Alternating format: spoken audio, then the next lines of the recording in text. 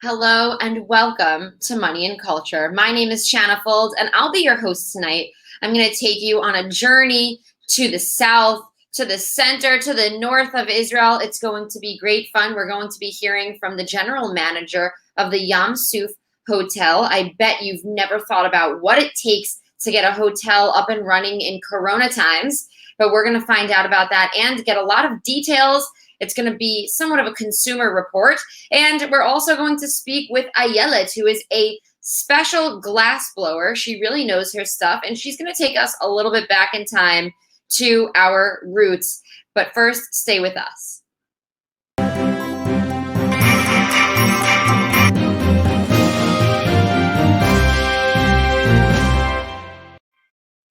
Okay, well, we are going to get started. I have a very special segment for you. It is taking place at the Yam Suf Hotel. I just want to get a picture of it so that we can establish our location here.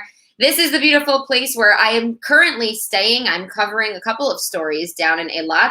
I'm usually in Tel Aviv. Now, the Yam Suf Hotel is just one of many hotels that is dealing with the coronavirus restrictions. I'm sure you have not thought about what it means to have to make a hotel ready for a season of Corona in 10 or 11 days. But after having an interview with the Yam Suf's general manager, Dudu Tzuker, I am going to tell you, Dudu Tzuker, I am going to tell you that it is not an easy job, and there's a lot of finances involved in getting everything correct. So without further ado, I'm going to take us to an interview I hosted just hours ago with the general manager of the Yam Suf. He is also the food and beverage director of the entire Isrotel chains. So that's a pretty big job. Let's get to the interview.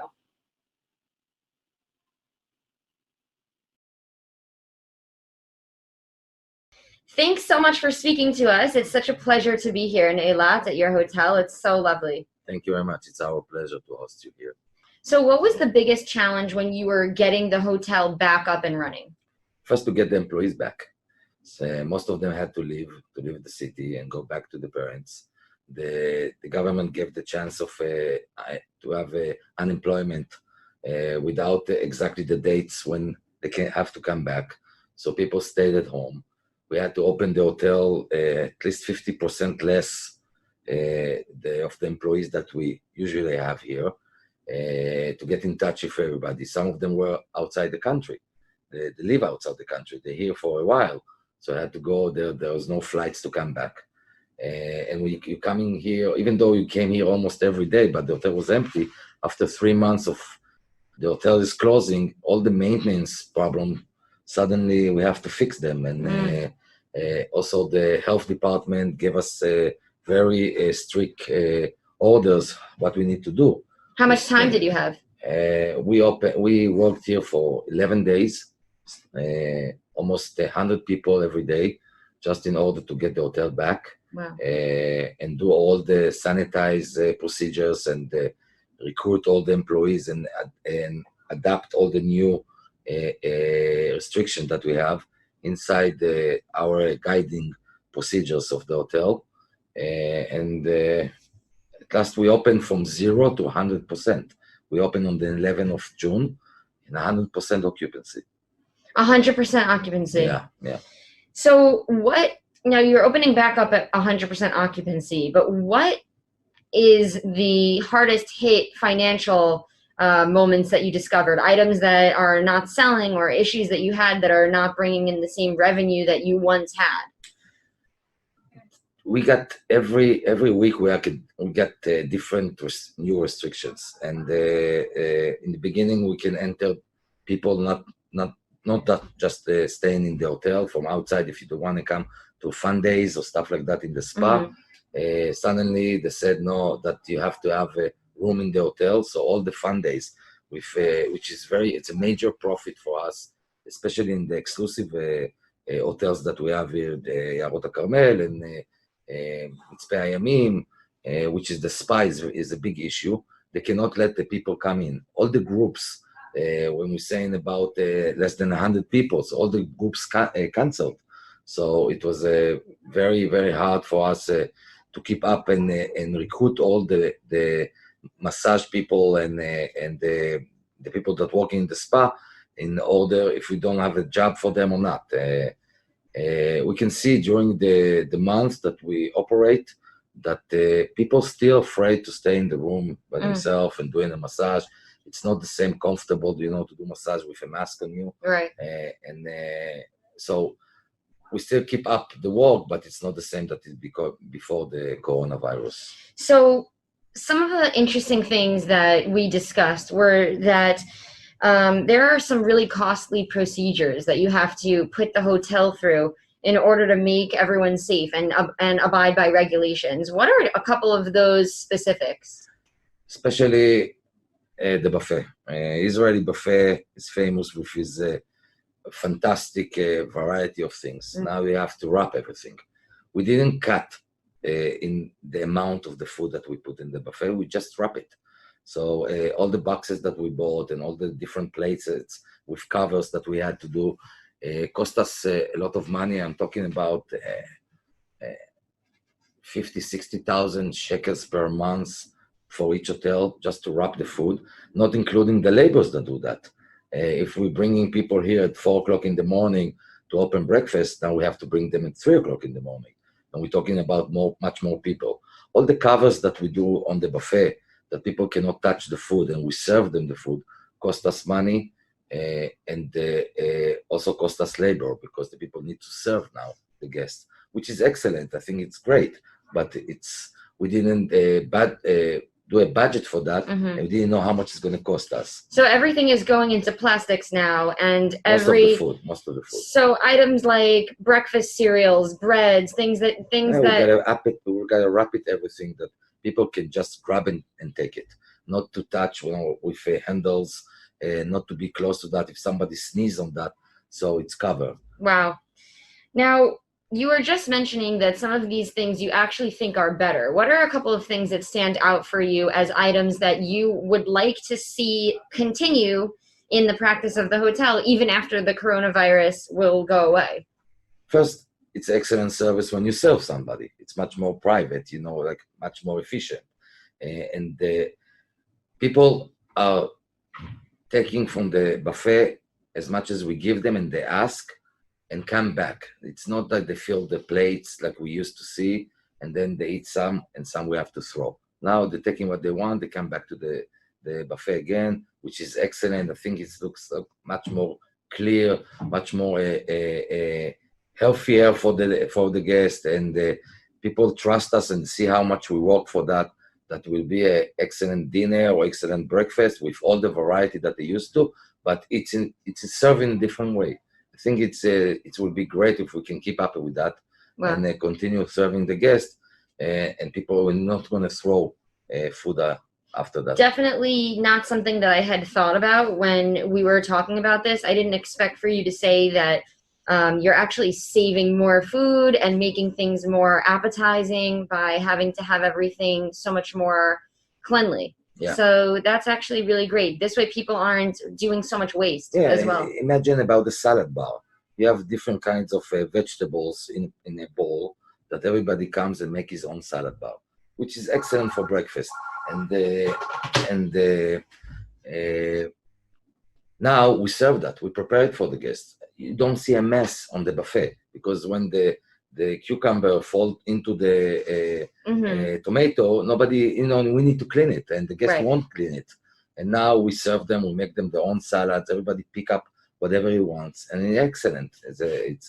That's great. Yeah. Now, what's something that you want people to understand about your hotel? Something that you are just like, I wish that people would know this about what we're doing here. The most is that we keep first, we're thinking about the health of the guest and the health of the employees. We do everything in order to keep the restrictions right, to keep the distance between people. We sanitize everything. We are concerned about all the issues that around the virus, the coronavirus. And people should know that it's safe to come to the hotel. And if you keep yourself in a distance and you keep up the rules, going during your stay with a mask and keep a distance from other guests, you will enjoy the vacation. Yeah. That's amazing. Yeah. Now, since being here, I've been living in Israel for 2 years, and I came down here, and I've been to Eilat before. But I think that for me and so many other people, whether you're a new immigrant to Israel or whether you are, or whether you like have lived here your whole life, that it's very cool to know that you have this getaway place that you can go to. And so, for example, what you were talking about is that a lot of people are going to Greece, they're going to Italy, and their plans were canceled. Their vacations were canceled. And so people are able to say, you know what, at least I have Eilat. Yeah. Oh, and I spoke recently with some of my friends, and they said, if I'm not allowed to visit my parents in the United States, I think I'm going to do a week in Eilat. Yeah. That's what they told me. So does that make you feel proud? Yes, of course. See, there is a lot of people Eilat was always part of Israel and impact, but a lot of people, since the open sky, traveling a lot and spending their vacation outside the country, which is great. I also go to vacation outside the country, but and they say forget about Eilat. It's too boring and stuff like that. But when there is no other options, and they come to Eilat and they see the beaches and they see the restaurants and they see all the atmosphere here and the night and the night environments, the hotel that getting better every time. See, we improve our service every time. We don't stay 20 years ago. We're much more better now, and we keep them safe and we give them entertainment. So they say, "Wow, I missed Eilat many years, and now it's a place to come." Amazing. And it's great. It's great. So, last question for you that I'm very excited to ask you. What is the most passionate thing that you feel is part of your job? What do you feel the most passion for? After the coronavirus, that for us, or for everybody that work in the industry, when it's recovery, that you can stand up against any challenge that you have. See, this is something that we never faced. Let's say what we faced in the past, when there was a war or bombs or stuff like that, it was for limited time. Then we got hit, and then we started over again, but it was very short. Today, we don't know where it's going to end, but still, we working. We give the people the options to enjoy, and they have a good environment. And you can see that the hotel is packed. If it weren't good, people won't come, But now it's a place that people can run from the middle of the country where they are struggle over there with the work, with the children that they don't have schools or stuff like that, and come to vacation and give them a good time. See, we did excellent summer.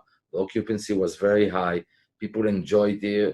We see September now, which is packed. October, the holiday is packed, and hopefully also November, where people will come, which is when it's raining out in the Tel Aviv, here it's sunny in November, and it's a place to go a runaway for 2 days and enjoy here with your wife or the families. So we're gonna wrap up here. Thank you so much for your passion, for your love of the industry, and thanks for talking with us on Newsrael Money and Culture. It's our pleasure, and come here every day. We're here. All right, thanks so much. Thanks. Okay, well, that was a very interesting interview. There's more on the Israel Daily News podcast. I hosted 2 interviews with Dudu. A couple of takeaways that I took from the interview that were not in this section that I wanted to give you some facts are Dudu said that a lot more people are coming to Eilat and spending their time and money here for 5 days instead of 3. That's due to the fact that people had to cancel their vacation. So instead of going out of the country to Greece or Turkey or Italy, wherever they are, instead of doing 3 days in Eilat for an extended weekend or just 2 days, they're taking all of that money from their canceled flights and canceled hotels and coming down to Eilat for a full-blown vacation of about 5 days. Some other interesting facts. He said that the schnitzel was the #1 seller this summer instead of any of the other meats because people are coming and staying for a longer period of time. So basically people are coming to the hotel and they're bringing their whole family. So instead of having 2 nights in which they're going to take some fine dining, they'll do 5 days, but be more conservative on how much they're spending during the week while they're here. So I found that fascinating, as well as a lot of the measures that went into opening up the hotel and making things right Dudu told me that there were an excess of 2,000 to 2,500 hours paid out to employees for the staff that's needed to create all of the regulations. So having people serve, people covering things, having a chef come in an hour and a half early in order to wrap each individual item. He also noted that people are stealing a lot more bread and cereal from the dining room due to the fact that it's individually wrapped and it's easier for them to grab it and put it in their bag, and also because they're with their families for an extended amount of time and they have to feed those kids. So I learned a lot of consumer reports from him. Very interesting stuff. It's interesting to see how people behave and what they do with their time when they can't leave the country. So I hope you enjoyed that. Now, I want you to stay with us for our next interview because we are going to have Ayelet Hochhauser. She works in Caesarea, which is a very amazing little city in the center north of the country. She's a glass blower. So we're going to give you a little history and culture there, but stay with us. When you want to know what's happening in the Holy Land, Newsrael gives you the latest news feed from Israel.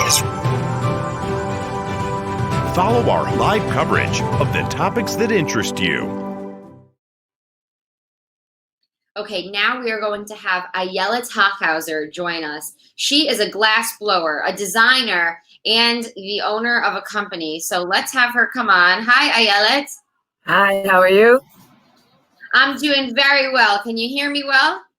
I can hear you well. Can you hear me? Yes, absolutely. So thanks Cool. for being with us. Thanks for inviting me. Tell us your name and your title.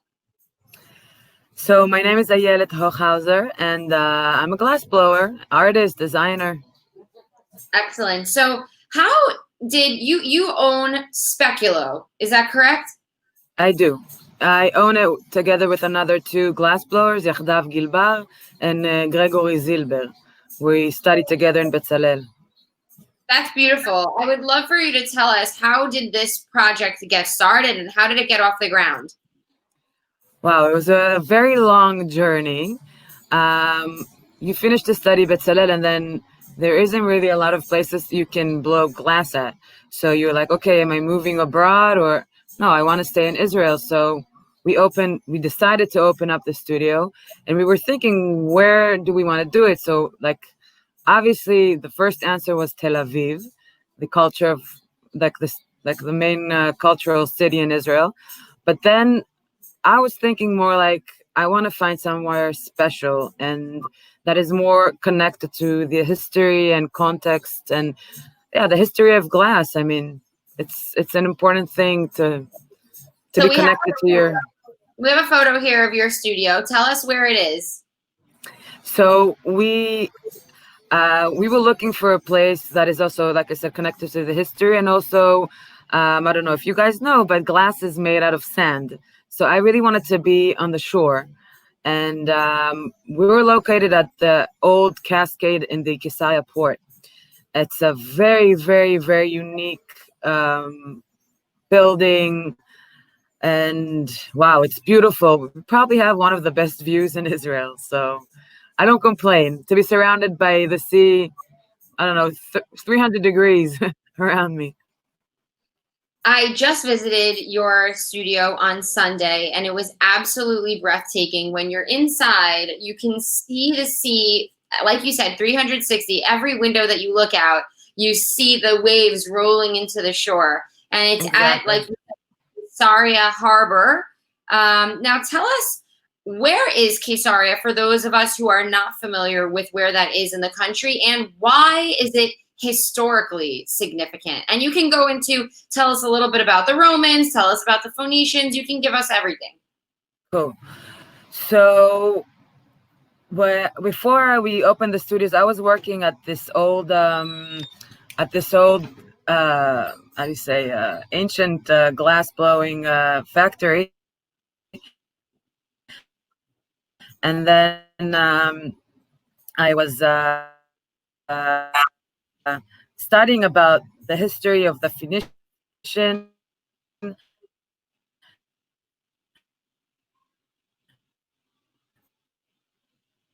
and the years ago was made at that time, that spot, and then that started the Kisaya port. They built the very, very unique port, a very, very like how do you say, a very new thing for back in the day, 1500 years ago. And then if you want to understand where it's located in Israel, it's a very half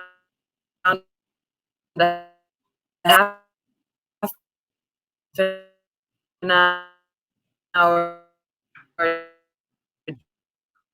drive north of Tel Aviv. So it's basically the center of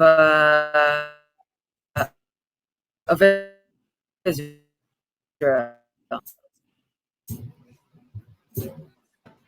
Okay, great. Now, I want to understand. Hey. I want to understand the roots of Caesaria's glass blowing. Can you tell us a little bit about the Phoenician people, and were they amongst the first people in this area to do glass blowing? So yeah, the ancient tale says that the Phoenician was sitting on the beach and making a bonfire, and then woke up in the morning and found glass, shiny like pieces of glass on next to the fire, and this is how the tale says that glass was found. They don't really know, but really the most ancient, really, really unique and very surprisingly accurate vessels were made 4,000 years ago. I can't imagine how, because they don't have the equipment that we have and the tools that we have and the knowledge that we have these days. That's really interesting. So you mentioned that glass is made from sand. Do you know how does that work? I can't seem to understand how you could put sand in and glass comes out. Can you tell us about that?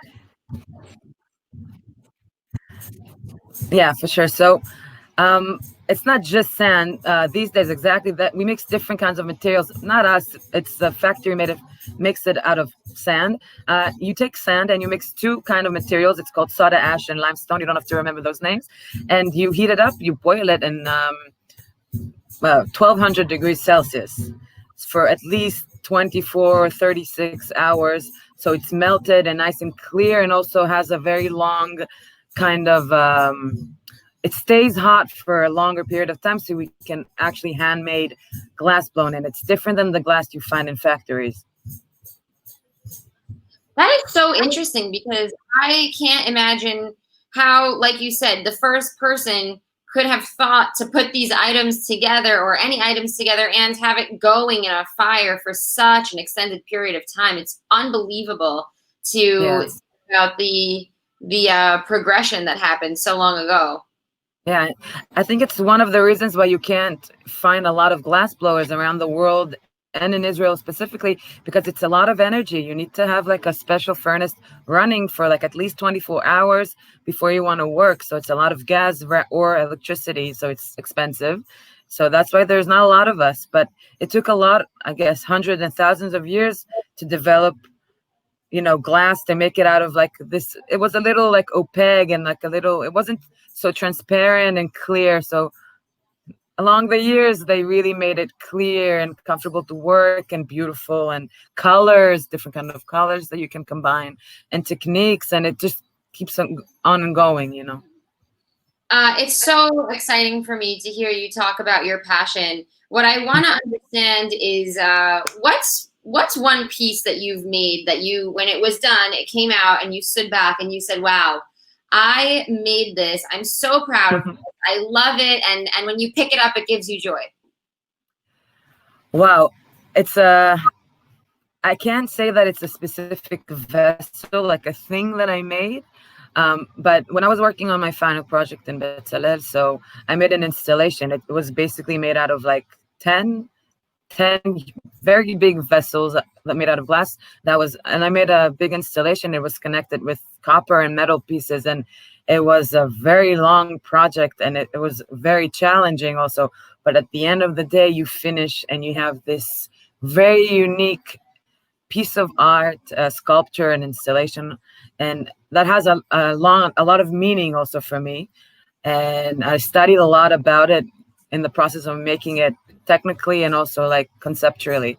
So it's amazing to finish like a half a year of work and look at it and like, wow, I made it and it's actually good. And I'm proud of it. And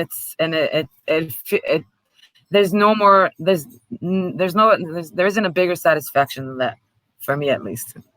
There's really nothing like getting an opportunity to work on something in school, because when you're in school, that's when you're supposed to be doing this item, you're supposed to be doing this, you're not trying to squeeze in the time to do it in between your day job or whatever. So it's so nice when you have that extended time in which this is what you're supposed to be doing. Yeah, that's why we opened up our own studio, so we have our space and we can put some time into it and really make our whatever we want to do. And it's not on the way, in between, Right. I mean. Right. That's such a blessing. Now, what do you love the most about glass blowing? It's funny, you just showed before a very nice photo of this couple that I made this workshop with them. We do a lot of workshops, and listen, like, you can go around, that one. You can go around the world and you can see a lot of glass blowers and have a look. And some places also let you, blow a little bit. But what's the most exciting thing that we're actually doing very like hands-on long workshops, and then you see the expressions on people's faces and the things that they actually make themselves, and it's really exciting to see. It's an adrenaline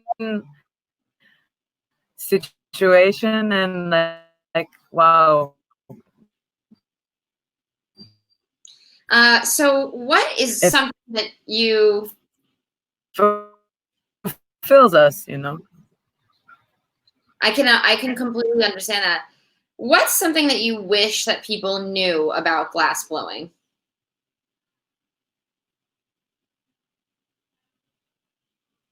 Wow. I would love people to know that it's a legitimate material for design and art, because it's only 60 years since they've been using glass as an art medium. They were doing design, so traditional work, and I think it's really important for me to know that people can actually come to us and design something and create it from scratch, and even a couple of things, and really make what they want, and really like be exposed to the magical material that is glass. And yeah, for us, like for me, I was used to be a sous chef also for many years, and then we really try to combine like doing some art glass and having some good food and good wine, so people have a very nice like full experience when they come to us. I think it's an important thing. Like, you don't just come, do something and you leave. You get the full experience, and you saw like our view and our small like area to sit. It's like it's a whole experience. And about glass specifically, I think you just come and you start working with it, and it's magical, really. Well, like I said, I love hearing about your passion for your art. It's so amazing when you get to meet people who are actually working in the things that they love the most. And I do think that there are a lot of artists throughout Israel who somehow are able to make it their full time and are able to put all of their devotion into their craft. So it's very exciting. Yeah, I'm very proud to be one of the community, I guess. Amazing. Ayelet, is there anything that we missed that I didn't get to? Anything you wanted to say? No, I think we've got it covered. I can just say that whoever wants is very welcome to come to Kisaya Port on the holidays or whatever, whenever, and really come to try to experience even a taste. It's worth it.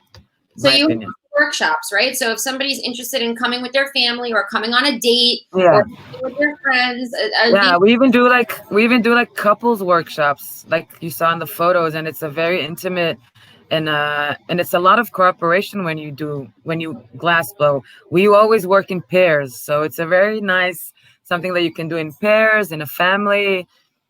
I don't know, like a working team, like a staff. Yeah, a lot of different kinds of. We do like small events and chef meals, and it's really nice. Like we have an open canvas, and we're very open to try and to like do like a variety of things. Amazing. Thank you so much for being with us. Thank you very much for talking to me. Speculo. Okay, thank you. Bye. All right. Thanks so much for staying with us. I think we had two extremely interesting interviews today. Now, before I let you go, I just want to make sure I send you off into your weekend with the latest on what's going on in Israel. I'm just going to give you a couple of stories here. The country's leading voice on coronavirus rules and regulations, Professor Roni Gamzu, is expected to recommend, and he is recommending, a general countrywide lockdown during a cabinet meeting that happened today. Rumors say a national lockdown is likely to begin on Rosh Hashanah and last for an entire month, leaving public spaces like beaches and parks open, but closing schools, restaurants, and shopping centers. So no confirmation there, but there are rumors that this is what's going to happen as the country is headed into a series of holidays at the new year. We have Rosh Hashanah, we have Yom Kippur, we have Sukkot, and these are really festive holidays that people are going to visit family, and they are going to be trying to move in and out of their cities, but that just might need to stop for this holiday season. Now, in addition to that, 500 members of the IDF are being sent to assist the police force in Israel to help them maintain the curfew in red zone cities. Now, it's being called the stoplight, in which each city gets assigned a color. So we have yellow, green, and red, depending on the infection rate in your city. As you can imagine, the red zone is for high infection rates. The green zone is for places that have few infections, and yellow is right in between. Now, I'm in Eilat. There is one neighborhood in Eilat which is in a red zone. At first, the whole city was supposed to go into red zone, but the mayor said the data wasn't there to support it. They had low numbers, and there was only one very small section which had an infection. And these cities that are going to be stopped, they're going to go with a curfew, which means they are going to have to stop business from 7 p.m. until 5 a.m. And people are going to be confined to staying within 5 blocks or 500 meters of their homes. Now, in Eilat, you can imagine that that's an issue, being that 80% of the business here is the tourism industry. So that is going to be a problem here, as in many other parts of the country. Now, moving on to something a little bit more happy and something actually historical. History continues. Last week, senior White House advisor Jared Kushner announced that Saudi Arabia would allow Israel to use its airspace to fly the crew from Tel Aviv to Abu Dhabi, cutting out between 3 and 4 hours of travel time. So that's 3 or 4 hours less in the plane just because they can use Saudi Arabia's airspace. This has never happened before. Now, not only is Saudi Arabia allowing it, but Bahrain is going to allow it as well. It wasn't a one-time deal. The first time that this happened, it was when the delegation of U.S. officials and Israeli officials were going over to the UAE to finalize the peace deal. Now, this special one-time restriction that was lifted is going to be available all the time. So any time that a flight would like to take the airspace, it can. And also in a historic moment, I don't know if you heard, you probably have, but if not, I'm happy to explain it to you. The U.S. President Donald Trump has been nominated for a peace prize for facilitating the Abraham Accords, which we just spoke about. It is going to bring peace and diplomacy for the United Arab Emirates and Israel. Now, if you're wondering who submitted the nomination, it was Norwegian Parliament head Christian Tybring-Gjedde submitted the nomination. This is his second time for submitting a nomination for President Trump. He told Fox News that he doesn't like Donald Trump very much, that he has very bad behavior, but that we have to judge him on the facts. and Trump has done more to create peace between nations than most other Peace Prize nominees. So those are his words. And whichever way you slice it, it's an exciting time to be alive. There is more peace in the region now than ever before, with a peace treaty between Jordan, Egypt, the UAE. So we're very much looking forward to the future. I hope that everybody here has a beautiful weekend, a Shabbat Shalom, and thanks for being with us on Money and Culture. Look out for my newsletter, which comes straight from me. You can sign up for it. It's the Israel Weekly News Wrap. And also, you'll be hearing from me back on Monday morning with the Israel Daily News podcast, where you can get a roundup of the day's headlines. And on Thursdays, I do a more thorough investigation or highlight or feature report. So you can keep it here. I'll be seeing you next week. When you want to know what's happening in the Holy Land, Newsrael gives you the latest news feed from Israel. Follow our live coverage of the topics that interest you.